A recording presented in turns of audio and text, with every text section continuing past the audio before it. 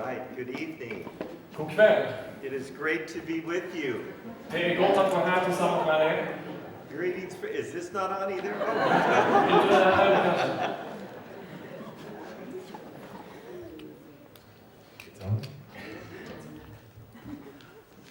Hello. All right. Hey! Well, it's wonderful to be with you tonight. Det är gott att få vara med er här ikväll. And we're honored to be in your country. Vi känner oss hedrade över att få vara i ett land. We have fallen in love with Sweden. Och vi har blivit förälskade i Sverige. And we have an election in a couple of weeks Och om några veckor så har vi ett val. that we're not too excited about. Som vi inte är så där väldigt upprymda över. So does anyone have room in their house? We'd like to move to Sweden. Så är det någon av er som har plats i era hus vi skulle vilja flytta hit? Oh, we have learned so much being here. Och vi har lärt oss så mycket av att vara här. One of the things we're thrilled about is seeing what's happening in the churches. Och en av de sakerna som vi är upprymda över är att se vad som händer i församlingarna. And how you are welcoming immigrants and refugees. Och hur ni välkomnar flyktingar och invandrare. Just a beautiful thing to see. Det är så vackert att se det. And you know, God is moving around the world rapidly. Och Gud verkar runt om i världen på ett snabbt sätt. We've been given a charge by Jesus to fulfill the Great Commission. Vi har ju fått en uppmaning att fullfölja missionsbefallningen. And he said, make disciples of all nations. Han har sagt, gör lärjungar av alla folk. And now the nations are coming to us. Och nu kommer nationerna till oss. And so we are blessed that he's doing this. Så vi är så välsignade att han gör det här. And I think today is the greatest generation to live in. Och jag tror att den här generationen är den bästa att leva i. Outside of the first century. Förutom första århundradet. We can't beat the first century. Det går inte att slå första århundradet. Jesus and the apostles. Jesus och apostlarna. But today, God is moving powerfully. Men idag så verkar Gud så starkt. We know this in the last 10 years. Vi vet det här att under de senaste 10 åren More Muslims have come to faith in Christ har fler muslimer kommit till tro på Jesus Kristus than in the last 1400 years of Islam. än under de tidigare 1400 åren av islam. So 10 years versus 1400. Så 10 år jämfört med 1400 år. God is up to something. Gud håller på med någonting. And when I first heard about someone having a dream about Jesus, Och när jag först hörde talas om att någon hade en dröm om Jesus, I didn't even really know what to think about that. så visste inte jag vad jag skulle tycka och tänka om det. I didn't think anybody had dreams anymore. Jag trodde inte att folk hade drömmar på det sättet längre. My first thought was, why would we need dreams? We have the Bible. Jag tänkte, varför skulle vi behöva drömmar? Vi har ju Bibeln. And then as I started to see that it was primarily coming to Muslims, Och så såg jag på det här och såg att det skedde framförallt med muslimer. we realized that 86% of Muslims globally don't know one Christian. Och vi vet att 86% av muslimer i världen känner inte en kristen. So how will the message get there? Så hur ska de få tag i budskapet? And Jesus is coming to them. He is honoring the Muslim people. Men Jesus besöker dem, han hedrar den muslimska befolkningen. And they are receiving him faster than ever. Och de omfamnar honom snabbare än någonsin. And embracing him. Och bara tar emot honom och omfamnar honom. So if you have your Bibles, turn to Colossians chapter 1. Så om ni har en bibel med så gå till Kolosserbrevet kapitel 1. And this is an amazing chapter, but I won't read all of it tonight. Och det här är ett fantastiskt kapitel, men jag ska inte läsa hela ikväll här. But let's pick it up in chapter 1, verses 3 to 6. Men vi läser från kapitel 1, vers 3-6. Paul says, well, maybe you just read 3 to 6. Och jag läser på svenska bara här. Vi tackar alltid Gud, vår Herre, Jesu Kristi Fader, var gång vi ber för er. Ty vi har hört berättas om en tro på Kristus Jesus och om den kärlek ni hyser till alla de heliga, i hoppet om det som väntar er i himlen. Om detta hopp har ni tidigare hört genom sanningens ord, evangeliet. Som har nått fram till er, verse 6. Som har nått fram till er liksom det bär frukt och växer till i hela världen. Så har det gjort hos er också, ända sedan den dag då ni först hörde det och fick kunskap om Guds nåd, sådan den verkligen är. And Paul says, all over the world, the gospel is bearing fruit. Paulus säger att över hela världen så bär evangeliet frukt. And it's happening that way in our lifetime. Och det händer i vår livstid. But if you read and watch the news over and over, you won't think that. Men om du läser nyheterna och ser på nyheterna så tänker du inte så.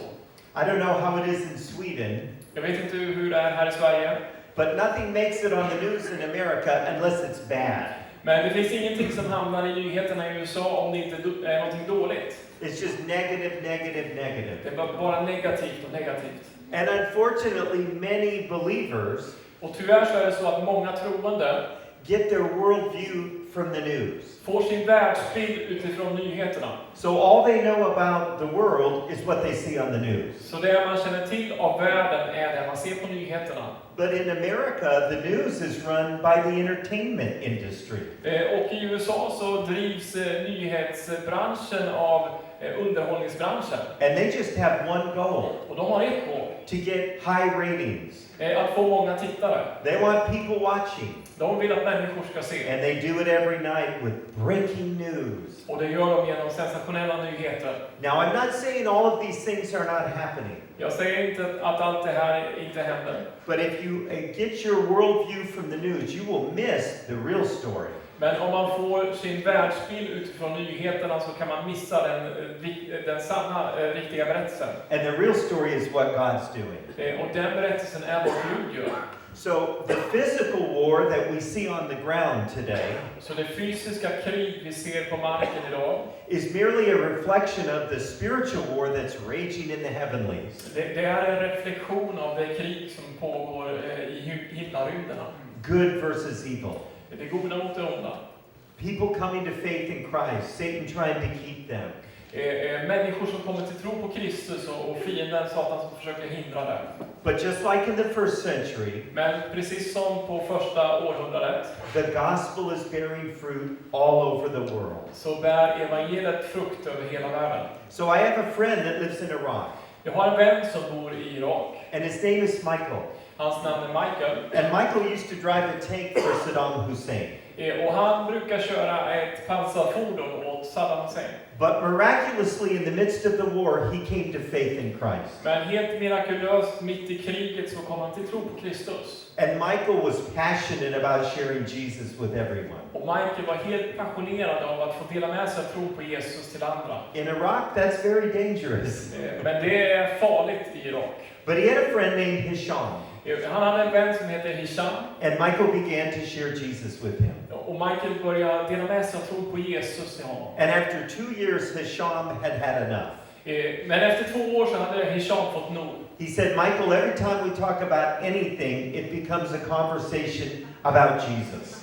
Varje gång vi pratar om någonting så börjar du prata om Jesus. You change any topic into Jesus. Oavsett vad vi pratar om så börjar vi prata om Jesus. The other day we talked about the weather, and soon it was Jesus. Häromdagen så pratade vi om vädret och plötsligt så pratade vi om Jesus. He said, so I want to read the New Testament because I want to come back and point out the mistakes to you. Så nu ska jag läsa Nya Testamentet, komma tillbaka och visa vilka fel som finns. Because I'm Muslim and I know there are mistakes in the New Testament. För jag är muslim och jag vet att det finns många fel i Nya Testamentet. So give me 30 days Ge mig 30 dagar. and I'll come back and point out the mistakes. Så kommer jag tillbaka och pekar på misstagen. And then I'll talk to you about converting to Islam.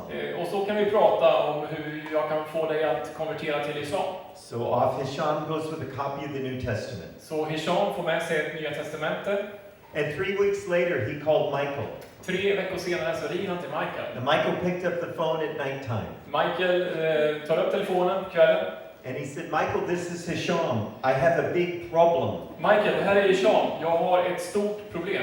He said, well, what's the problem? Ja, men vad är det för problem? He said, I read the New Testament. Jag har läst Nya Testamentet. He said, well, that's a good thing. Ja, men det är ju någonting bra. Yeah, but here's my problem. Jo, men mitt problem är det här. I think I'm falling in love with Jesus. Jag tror att jag håller på att falla för Jesus, min kära Jesus.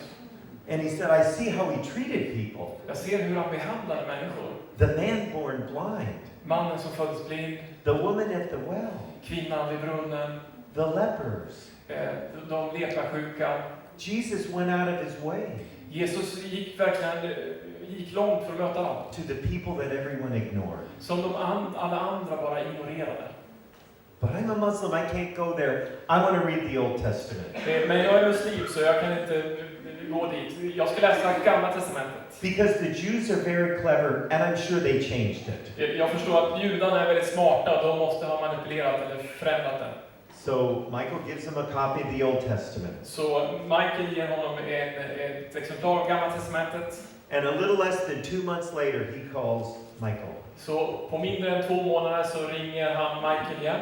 And it's late at night. Det är sent på kvällen. And he says, Michael, I have a big problem. Michael, jag har ett stort problem. He said, I read the Old Testament. Jag har läst Gamla testamentet. He said, that's really good. Ja, men det är ju bra. He goes, but here's my problem. Jo, men mitt problem är det här. The Jews could not have written this book on their own. Judarna kan inte ha skrivit den här boken av sig själva. God had to write it with them. Gud måste ha skrivit det tillsammans med dem. And he said, well, that's true, but why do you say that? Ja, det stämmer, men hur har du kommit fram till det? He said, if the Jews had written this on their own, Jo, för om judarna hade skrivit det helt själva, they would have made themselves look a whole lot better. så skulle de ha ställt sig själva i så mycket bättre dagar. And he said, and then I saw verses that were prophecies Och så såg jag verser som var profetior, that could only be fulfilled by Jesus. som bara Jesus kunde uppfylla. Micah says he was born in Bethlehem. Mika säger att han föddes i Betlehem. Isaiah 53 talks about the very words he spoke on the cross. Jesaja 53 säger de orden som han uttalar på korset. Jesus is all over the Old Testament. Jesus syns i hela Gamla testamentet. So he said, but I can't go there. I'm a Muslim, I can't go there. So I want to pray and fast for 30 days. Men jag är muslim och jag kan inte röra mig i den här riktningen. Jag ska fasta och be under 30 dagar. And I'm going to ask God if Jesus is more than a prophet. Och jag ska be Gud och fråga om Jesus är mer än en profet. So think about this. He's heard the gospel for 2 years. Så tänk på det här. Han har hört evangeliet under 2 år. He read the New Testament. Läst Nya testamentet. He read the Old Testament. Läst Gamla testamentet. Now he's going to pray and fast for 30 days. Nu ska han be och fasta under 30 dagar. And on day 26, Och på den 26:e dagen Michael received a call from Hisham in the middle of the night. så fick Michael ett samtal från Hisham mitt i natten. And he said, Michael, it's Hisham. Michael, det är Hisham. I don't have any problems anymore. Jag har inte längre några problem. He said, what do you mean? Vad menar du? He said, Jesus appeared to me tonight. Jesus uppenbarade sig för mig i natt. He came to me in a vision. Han kom till mig i en syn. And he put his arm around me and told me, Hisham, I love you. Han la armen om mig och sa, Hisham, jag älskar dig. I died for you. Jag dog för dig. It's not about religion. Det handlar inte om religion. It's about following me. Det handlar om att följa mig. And that night on a roof in Baghdad, Och den kvällen på ett tak i Bagdad Hisham gave his life to Jesus. så gav Hisham sitt liv till Jesus. Do you know what he's doing today? Och vet ni vad han gör idag? He's a pastor in Iraq. Han är pastor i Irak. It is challenging to live there, being a former Muslim, now being a pastor. Det är utmanande och svårt att leva där som pastor och tidigare varit muslim. Last summer he was shot in the head, Förra sommaren så sköts han i huvudet, but he survived. men överlevde. God did a miracle. Gud gjorde ett mirakel. And he's out preaching the gospel again. Han är ute igen och predikar evangeliet. It is bearing fruit around the world. Och det bär frukt över hela jorden. And Jesus has called us to live a life that's worthy.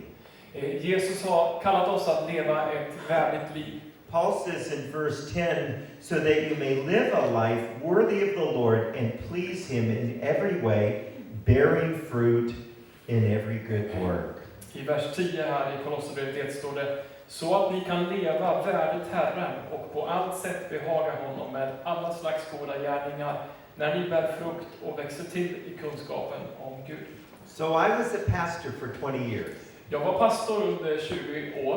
And then the Lord called us to go to be missionaries in the Middle East. Sen kallade Herren oss att bli missionärer till Mellanöstern. He called us in June of 2001. Han kallade oss i juni 2001. And then September of 2001, September 11th happened. Och i september så skedde ju 11 september 2001. And we had so many people in our lives saying, you should not do this. Och det var så många i våra liv som sa, ni borde inte göra det här. You can't go, it's too dangerous. Ni kan inte åka, det är alldeles för farligt. You have 6 children, you're not being responsible. Ni har 6 barn, det här vore oansvarigt.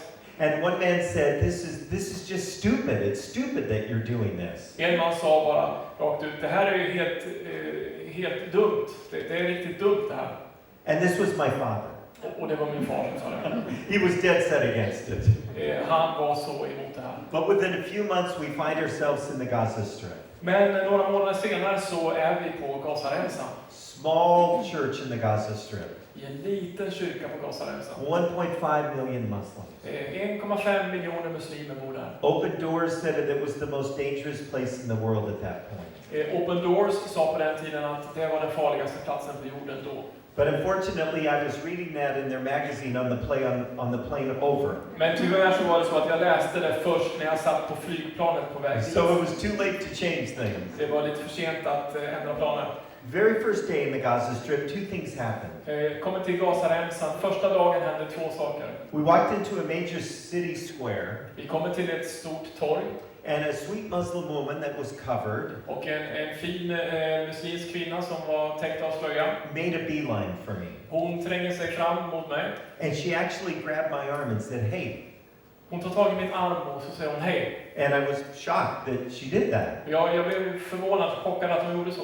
And she said, you're from America, aren't you? Visst är du från Amerika, eller hur? And I said, yes, I am. Ja, det stämmer. And she said, did you see on September 11th when the buildings came down? Såg du när tornen föll ihop den 11 september? And when the buildings were coming down, they showed video in the Gaza Strip. Och när tornen föll så visade man en video från Gazaremsan. And she said people were cheering and celebrating. Man såg det på video. Folk bara klappade händerna och var jätteglada över det här. Did you see that? Såg du det? And I said, yes, I did. Ja, det gjorde jag. And she said, well, that wasn't me. Men det gjorde inte jag, säger hon. Alltså, så agerade inte jag. She said, I was crying for those people. Jag grät för de människorna. Because they didn't deserve to die. De förtjänade inte att dö. And that was so wrong. Och det var så fel det som hände. And she said, I'm very sorry. Och jag är så ledsen. And she tapped her chest and turned and walked away. Och hon slog sig på bröstet och hon gick därifrån. And I said, thank you, Lord. Tack, Herre. These people have heart. De här människorna har hjärta. They're not all terrorists, they're human beings. De här är inte terrorister, de är helt vanliga människor. So then I met a friend named Hussein. Och så träffade jag en vän som heter Hussein. And it's really my very first day as a missionary. Och det här är min första dag som missionär. I was a pastor, now I work in missions. Hade varit pastor, nu var jag missionär. He said, let's go down to Yasser Arafat's mosque and share the gospel. Kom, vi går till Yasser Arafats moské och delar med oss av evangeliet. He said there's been all kinds of conflict with Israel there and the people need something good. Det har varit så mycket konflikter med Israel så människorna behöver få höra någonting bra. So let's go bring Jesus to them. Vi går och bara ger dem Jesus. So sure enough, we got in the car, went down to the mosque. Vi tar en bil och så åker vi till moskén. And we were there and people kind of wanted to talk to us. Och vi var där och människor ville prata med oss. I was really surprised at the reception. Jag blev väldigt glad över mottagandet vi fick. People even wanted to get their picture with us. Och folk ville till och med ta kort tillsammans med oss. And all the time we're telling them we're here because Jesus sent us. Och hela tiden så säger vi, men vi är här för att Jesus skickar oss. He has a message for you. Han har ett budskap till er. And it was going great. Och allt gick bra. But then Hussein whispered in my ear. Sen så viskar Hussein i mitt öra. He said, you know, Tom, we're not supposed to be doing this. It's illegal. Tom, man får inte göra det här egentligen. Det är olagligt. We could be thrown in jail for doing this. Vi kan kastas i fängelse för det här. But every believer should go to jail at least once in their life. Men alla troende borde väl hamna i fängelse för sin tro någon gång i livet. For sharing the gospel, right? För att vi har delat evangeliet, eller hur? I said, well, yes, I guess. Och jag sa, ja, jo visst. He said, I mean, you're a missionary. You know this, right? Och du är missionär, eller hur? Så du förstår ju dig på det här. Okay. Ja, okej. So it goes on longer and longer. Så det fortsätter en stund. And about 30 minutes later, some other people arrived. Så inom 30 minuter så kommer några andra.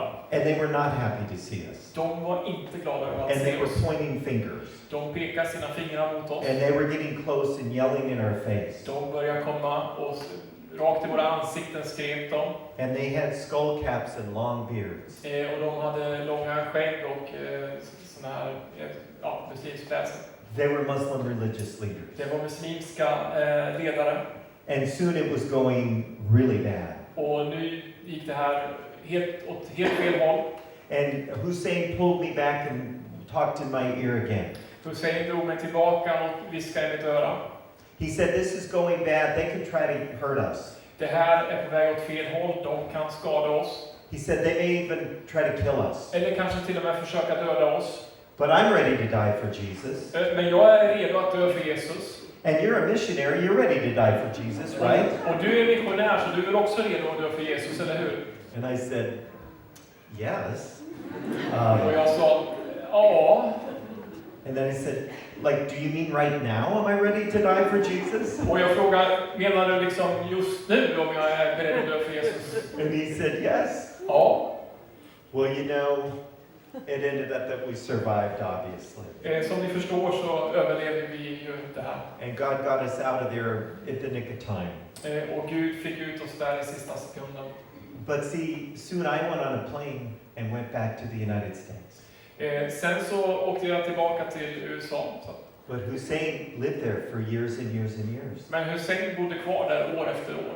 This is what his life was like every day. Och det här var hans dagliga liv. This happened to me one time. Det här hände mig en gång. And I remember thinking, this is my first day as a missionary. Och jag kommer ihåg att jag tänkte, det här är min första dag som missionär. What a short career that was. Vilken kort karriär det var.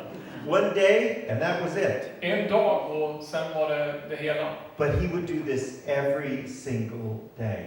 Men han gjorde det här varendaste dag. Boy, you talk about someone that lives a worthy life. Här kan man tala om någon som levde ett värdigt liv. It didn't matter the danger. Det spelar ingen roll vad faran var. What's most important is getting the message out. Det som är det mest betydelsefulla är att få ut budskapet. You know, there's a group of Muslims that we just, God's called us to minister to. Det finns en grupp muslimer som Gud verkligen har kallat oss till att jobba med. And I'd like to have my wife JoAnn come up and talk about some of the things that's happening with Muslim women in the Middle East. Och jag skulle vilja att min fru JoAnn kommer fram och talar om vad som händer bland kvinnorna i Mellanöstern. It's really exciting. This is my wife JoAnn. Det här är min fru JoAnn. Hello everyone. Hej allihopa. It's so nice to see Det you. är så gott att se er. What a good looking group you are. Vilken fin grupp ni är. Oh, well, I wish I could take you in my back pocket and you could come with me to Jordan. Jag önskar att jag kunde få ta med er i bakfickan så ni fick komma till Jordanien. But since I can't do that, I'd like to tell you a story about Jordan. Men eftersom ni inte kan göra det så skulle jag vilja berätta en berättelse från Jordanien. Well, I know you all understand a lot about immigration and you have a lot of refugees here in your country. Jag förstår att ni känner mycket väl till invandring och det finns många invandrare här i Sverige. So that's what this story is about. Och det handlar den här berättelsen om. So we were in Jordan and we had Syrian refugee women at a women's conference. Vi var i Jordanien och syriska flyktingar var på en kvinnokonferens där. I think, if I understand correctly, you have more men here that come from different countries in the Middle East. Om jag förstår situationen rätt så finns det kanske fler män som kommer som flyktingar i Sverige. But in Jordan, they have mainly women. Men i Jordanien så är det framförallt kvinnor. The husbands are either dead, or they maybe are in prison, or they're working in the Syrian army. Männen är antingen döda, kanske sitter i fängelse eller så är de i armén i Syrien. So the women have literally, most of them walked from Syria to Jordan with just the clothes on their back. Så de flesta kvinnor har gått från Syrien till Jordanien med de kläder de kan få med sig som de har på ryggen.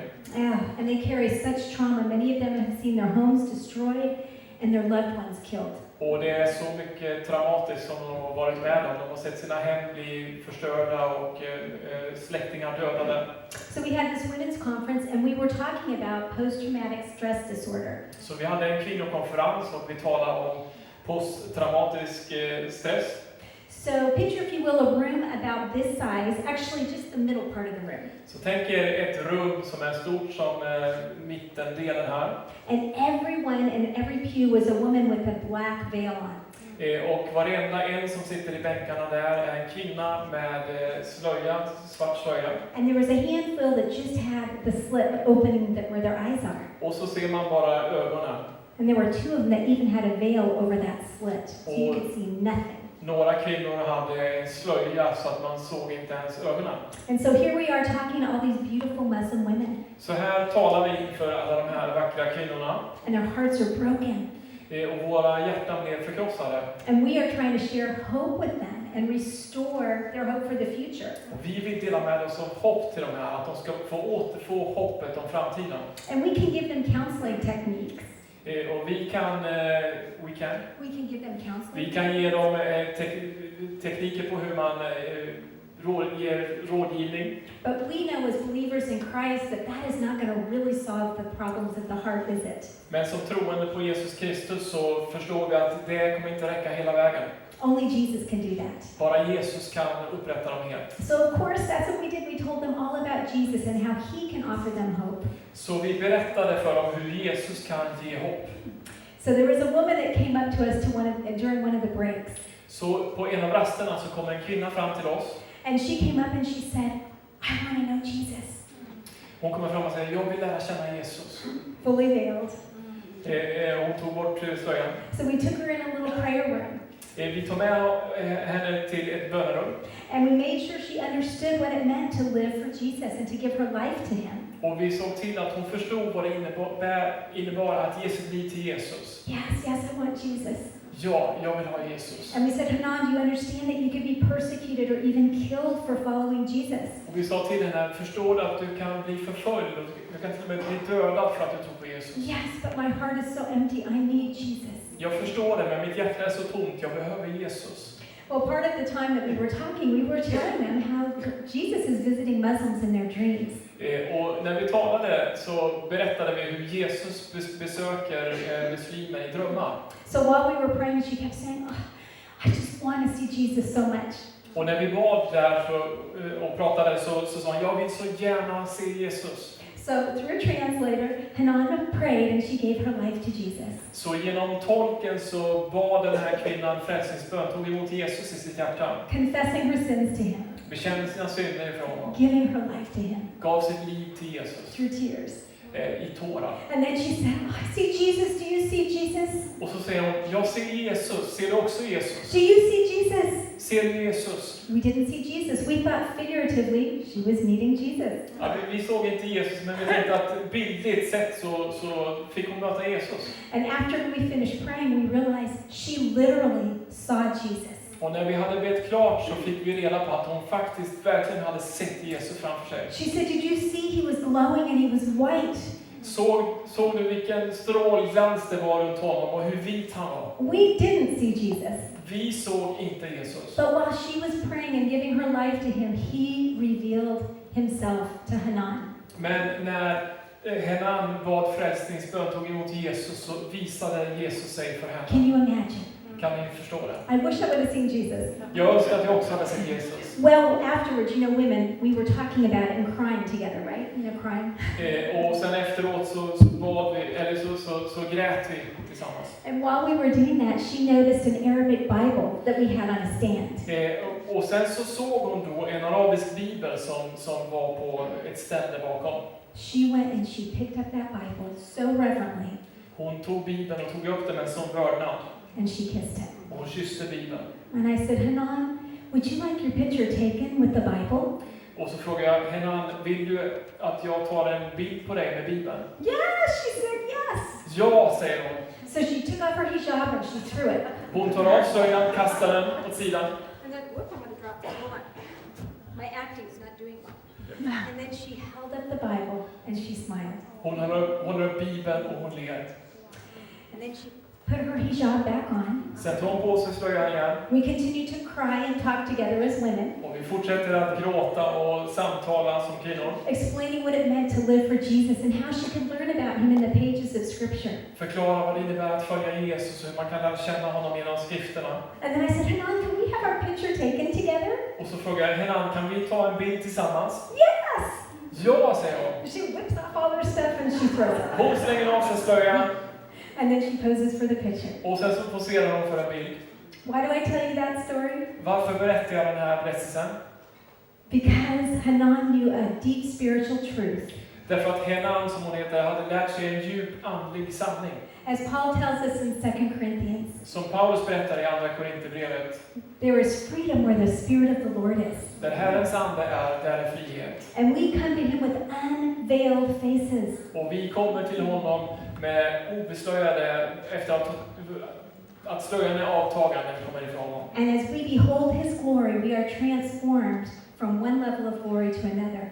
Och när vi skådar hans härlighet så förvandlas vi från härlighet till härlighet. Hanan had been a believer for 15 or 20 minutes and she already knew that deep spiritual truth. Hanan hade varit en troende på Jesus i 15-20 minuter, men hon hade fått en andlig sanning. In all her years of serving Allah, she was veiled. Under alla år som hon tjänat under Allah så hade hon haft en slöja. But as soon as she met Jesus, she knew he saw her for who she was without that veil. Men när hon mötte Jesus insåg hon att Jesus såg henne för den hon var utan slöja. And that's what he has for each one of us as his children, isn't it? Och det har Gud för var och en av oss, vi som är hans barn. Well, you may be saying, I will never have the opportunity to go to Jordan or Egypt or anywhere else in the Middle East. Du kanske säger, jag har aldrig någon möjlighet att åka till Jordanien eller någonstans i Mellanöstern. And what I would say to you is, but you know what? God is bringing all the nations right here to Sweden. Det jag skulle vilja säga till er är att Gud tar hit alla de här människorna från de här nationerna. And you can reach out to Muslims right here, right where you live. Och du kan nå ut till de här muslimerna precis här där du bor. You know, when I see a Muslim woman, and you usually can spot them because they have their veil on. När jag ser en muslimsk kvinna, och det kan man lätt göra med tanke på att de ofta har slöja, I want to show them that I see them. då vill jag visa för dem att jag ser dem. Making eye contact. Att visa, ge ögonkontakt. Smiling or even having a conversation if I can. Le mot dem eller till och med inleda ett samtal. As Tom told you, we have 6 children. Som Tom berättar så har vi 6 barn. But we also have 4 grandchildren, Men vi har också 4 barnbarn. which is so much fun. Och det är så fantastiskt Well, kul. one time I was at a store with our grandchildren and it was story hour. Och en gång så var jag i affären med mina barnbarn och det var liksom berättelsetimme. And all the kids are in a little circle having a story read to them and all the moms are in clusters chatting quietly. Så barnen satt liksom i en cirkel och man läste berättelser för dem och sen satt mammorna på sidan där. And as I looked around, I saw across the room there was a veiled woman, a Muslim. Och när jag såg där så på andra sidan rummet så satt en muslimsk kvinna med slöja.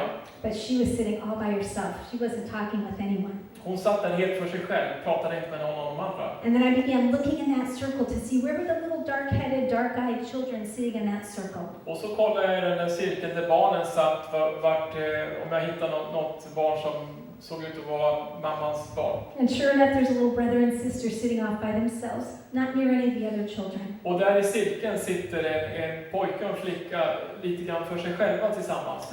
It made me so sad to see both the mom and the children were left out. Och det gjorde mig förkrossad att se att både mamman och barnen satt liksom för sig själva. I could hardly wait for that story hour to be over so that I could go talk to that mom. Och jag kunde inte knappt vänta tills det var över så att jag kunde gå och prata med den här mamman. So I made my way over to her. Jag går mot mamman. And I just introduced myself and asked her what country she was from. Jag introducerade mig själv och frågade vilket land hon kom från. And she said she was from Egypt, and I said, oh my goodness, I've been to Egypt many times. I love your country. Hon sa, jag är från Egypten. Jag sa, jag har varit i Egypten många gånger. Jag älskar ert land. And we talked about how her children were getting along in school and if they're making friends. Vi pratade om, jag frågade hur det går för barnen i skolan, om de har vänner och så. I asked her how they were doing with learning English. Jag frågade hur det går med att lära sig engelska för dem. Just making conversation. Bara få igång ett samtal. After about 15 minutes, she said to me, JoAnn, I will never forget your name for the rest of my life. Efter 15 minuter så säger hon, JoAnn, jag kommer aldrig hela mitt liv glömma ditt namn. We didn't even really talk about anything significant. Vi pratar inte om någonting viktigt så. But she is so used to being ignored that she said she would never forget me. Men hon var så van att bara bli ignorerad att hon aldrig kommer glömma mig. And it was so easy to shower seeds of love on this precious woman who was looking for friendship. Och det var så enkelt att få så in lite kärlek i hennes liv. So I have an assignment for all of you. Så jag har ett uppdrag till alla er. And if I was going to be back here next week, I would check you up on your homework. Och om det var så att jag skulle vara tillbaka nästa vecka så skulle jag vilja testa att ni har gjort läxan. But here's your assignment. Men det här uppdraget vill jag ge. Next time you're out and about and you see a veiled woman, Nästa gång du är ute och du ser en beslöjad kvinna. and I usually point out the women because they're easier to spot with their hijabs. Och jag brukar säga kvinna för de är ju lite enklare att urskilja. Your assignment is to show her that you see her. Ditt uppdrag är att visa att du ser henne. At the very least, make eye contact Åtminstone ge ögonkontakt and smile. och le. If she's close enough to have a conversation, say something to her. Och är hon nära nog så säg någonting. If it's someone that you see over and over, like some place that you go, a store or your neighborhood, really get to know that person. Så om det är någon som du ser ofta, till exempel på en affär eller i området där du bor, så försök att lära känna. For you see, as followers of Christ, we are the only ones that have hope to offer to Muslims. För som Jesu efterföljare så är vi de enda som har hopp att erbjuda muslimer. If we're not going to share Jesus with Muslims, who will? Om inte vi delar med oss av Jesus till muslimer, vem ska då göra det? And I want you to remember something. Och jag vill att ni kommer ihåg en sak. Islam is the problem, not Muslims. Islam är problemet, inte muslimer. Muslims are misdirected. Muslimer är vilse. They're seeking the wrong God and they don't know it. De söker fel Gud och de inser inte det. And again, as followers of Christ, we're the only ones that have the truth. Och som Kristi efterföljare så är vi de som har sanningen. And the last thing I'll say is, Och det sista jag vill säga är, please have a heart for the women. snälla, ha ett hjärta för kvinnorna. Life is very difficult for Muslim women. They're taught that they have no value. Livet är svårt för muslimska kvinnor. De lär sig ofta att de inte har något värde. They are so used to feeling shame De är så vana att känna skam and unworthiness. och känna sig ovärdiga. So when we see a veiled woman but we pretend we don't see her, Så när vi ser en beslöjad kvinna och vi låtsas som att vi inte ser dem. do you know what I mean? You know how when you see some but you kind of pretend you don't see and you look the other way? Du vet om vi ser någon och den personen tittar iväg och låtsas att de inte ser oss. We've all had that happen. Have had that happen, haven't we? Och det har ju hänt oss, eller hur? Where you know someone sees you but they pretend that they don't. Du vet att någon ser dig, men du vet att de låtsas att de inte ser dig. And that hurts, doesn't it? Och det där gör ju ont, eller hur? So when we do that, Så när vi gör det här, they see us do that. de ser att vi gör det här. And you know we're really partnering more with Satan than we are with God. Och om vi gör så är vi mera partner med Satan än med Gud. And what I mean by that is we are reinforcing the lie that they already believe. Och vad jag menar med det är att vi förstärker den lögn som de redan har. That they don't matter, that they're not worthy. Att de inte betyder någonting, att de inte är värdiga. So when we show them that we see them by acknowledging them, Men när vi visar att vi ser dem och bekräftar dem, that's when we're partnering with God. då arbetar vi för Gud. Because all of us, including Muslims, are exactly the same on the inside. För var och en av oss, inklusive muslimer, vi är exakt likadana på insidan. All of us are created in the image of God, aren't we? Vi är skapade till Guds avbild, eller hur? And inside we are exactly the same. Och på insidan så ser vi likadana ut. We may speak a different language like what you see going on here. Vi kanske pratar olika språk, precis som det är här på scenen. But inside we're exactly the same. Men på insidan så är vi exakt lika. So that's your assignment, everybody. When you see a Muslim, Så det här är ert uppdrag när ni ser en muslim. show them that you see him. Visa dem att ni ser dem. And gentlemen, you can do the same thing. Och till er, men ni kan också göra det här. Remember, they're in your culture. Kom ihåg att de är här i er kultur. So it's okay for you to say hello to a Muslim woman too. Så det är okej för er att säga hej på en muslimsk kvinna. Thank you. Tack så mycket.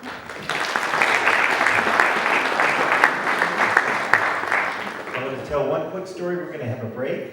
We promise to get you out of here on time tonight. En berättelse till, sen så tar vi en kort rast.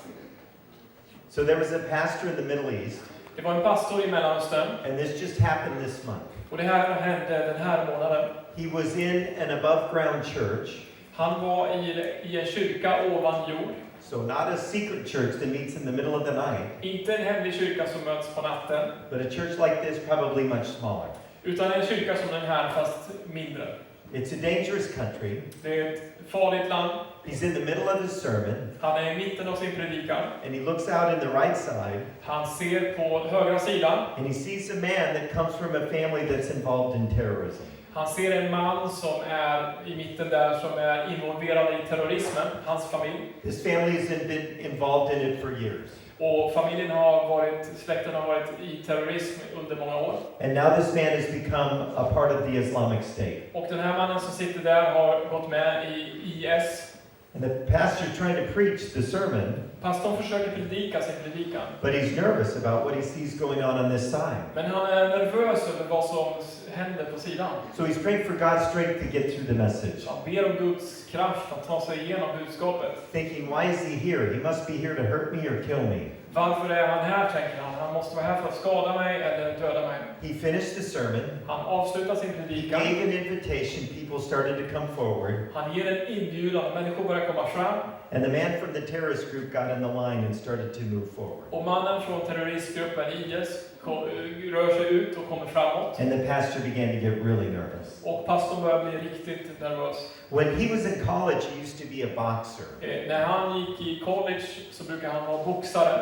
So he thought, Lord, am I supposed to defend myself or do I just let him hurt me? What should I do? Så han tänkte, Gud, ska jag försvara mig eller ska jag bara låta honom All skada the mig? thoughts were going through his mind. Många tankar bara for genom hans And huvud. finally, he's standing face to face with the man from the Islamic State. Till slut står han ansikte mot ansikte med den här mannen från IS. And the whole church goes quiet. Hela kyrkan blir tyst. And the man looks at him and says, you know why I'm here. Mannen säger, du vet varför jag är här. The Islamic State sent me to kill you, Islamiska staten sände mig för att döda dig. but I want to receive Jesus. Men jag vill ta emot Jesus. And the pastor just crumpled. Och pastorn bara drar en djup suck. He said, how could this happen? Hur kan det här ske? What happened to you? Vad är det som har hänt med dig? Did you have dreams about Jesus? Did you see him? Har du drömt om Jesus? Har du sett honom? He said, no, I had no dreams about Jesus, Nej, jag har inte drömt om Jesus. but I've seen him. Men jag har sett honom. He said, where did you see him? Hur då? Var då?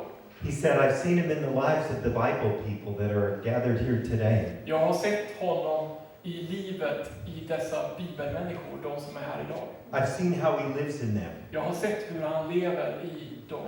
I see the joy in their face and the love in their heart. Jag har sett glädjen i deras ansikten och kärleken i deras hjärta. And he said, all I've had is hate.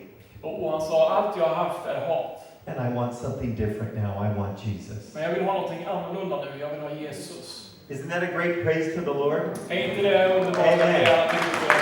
Amen. Hey, listen. We noticed as soon as we came in this church that it is a house filled with love. Så fort vi kom in i den här lokalen så kände vi att det här är ett ställe som är fyllt av kärlek.